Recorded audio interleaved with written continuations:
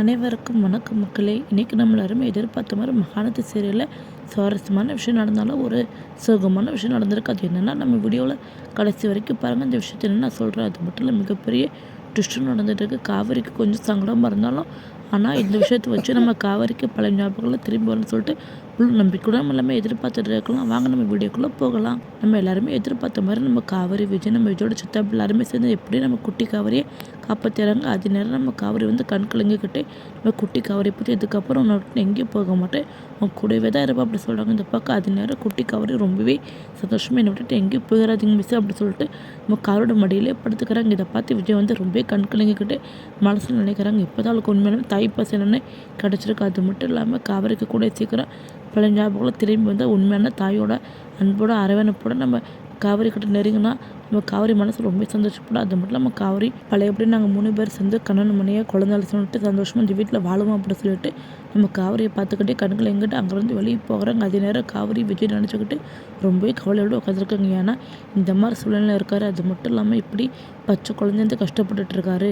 அவர் மனைவி மேலே எந்தளவுக்கு உண்மையான அன்பு வச்சுருந்தா இந்த மாதிரி மனைவியோட நினைப்பிலே வாழ்ந்துட்டு இருப்பார் அப்படி சொல்லிட்டு நம்ம விஜய் நினச்சிக்கிட்டு இருக்காங்க. அதே நேரம் இந்த பக்கம் விஜயோட சித்தப்பா ரொம்பவே டென்ஷனாக உட்காந்துருக்காங்க. ஏன்னா நம்ம பசுபதி வந்து எப்படி கேள்வி கேட்பாங்க.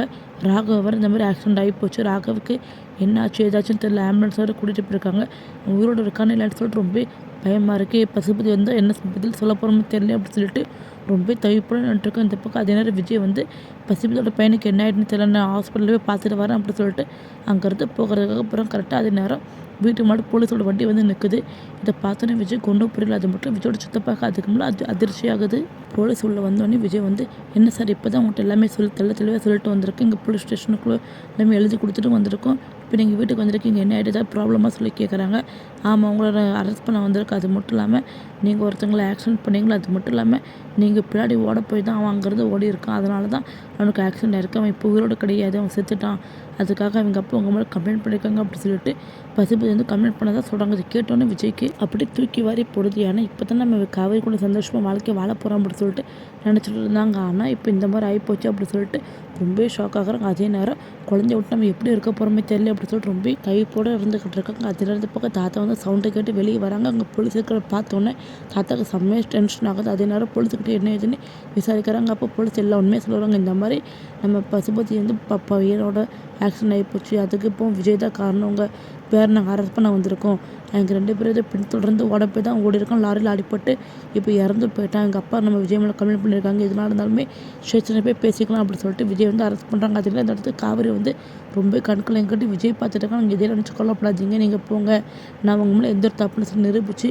அவங்களை எப்படின்னு வெளியே கூட்டிகிட்டு வந்துடும் அப்படின்னு சொல்லிட்டு விஜய்க்கு தைரியம் சொல்கிறாங்க. அதே நேரம் விஜய்கிட்ட நீங்கள் எதையும் நினச்சி கொல்லப்படாதீங்க, நான் காவேரியை பார்த்துக்கிடுவேன், அது மட்டும் இல்லாமல் உங்கள் ஸ்தலத்துலேருந்து நான் காவேரி பத்திரமா பார்த்து நீங்கள் வர வரைக்கும் உங்களுக்கு எந்த ஒரு ஆபத்து வர மாட்டோம், அவங்களை எப்படின்னு வெளியே கொண்டு வந்துடும். இந்த பசுபதி வந்து எப்படி என்ன சொல்லி விரட்டி எப்படி அவனை இந்த கேஸை நான் வாபஸ் வாங்கணுமோ அப்படி வாபஸ் வாங்க வைக்கிறேன் அப்படி சொல்லிட்டு விஜய்க்கு தைரியம் சொல்லி அனுப்பி வைக்கிறாங்க. அதே நேரம் இந்த பக்கம் நம்ம சித்தப்பா செம்ம பயத்தில் நின்றுருக்காங்க. ஏன்னா பசுபதி வந்து இப்படி போலீஸில் கம்ப்ளைண்ட் பண்ணிட்டானே, விஜய்க்கு இப்படி போலீஸ் அரெஸ்ட் பண்ணி கொண்டு போயிட்டுருக்காங்க, இப்போ நம்ம நிலைமை என்ன ஆகுமோ சொல்லிட்டு விஜய் சித்தப்பா அதோட ஒரு பக்கம் பயந்துக்கிட்டு இருக்காங்க. விஜய் வந்து கண்கள் எங்கிட்டே போகிறாங்க. ஒரு பக்கம் நம்ம காவேரி குழந்தை கூட இருக்க சந்தோஷப்பட்டாலுமே இப்படி நம்ம காவேரியோட சந்தோஷமும் இல்லாமல் இந்த மாதிரி பிரச்சனை வந்துக்கிட்டே இருக்குது அப்படி சொல்லிட்டு ரொம்ப பயத்தோடய போய்ட்டுருக்காங்க. இதுக்கப்புறமா காவேரி நம்ம பொண்ணுக்கு இது ஒரு ஆபத்து வந்துடக்கூடாது அப்படி சொல்லிட்டு விஜய் வந்து ரொம்ப பயத்தோடு போயிட்டுருக்காங்க.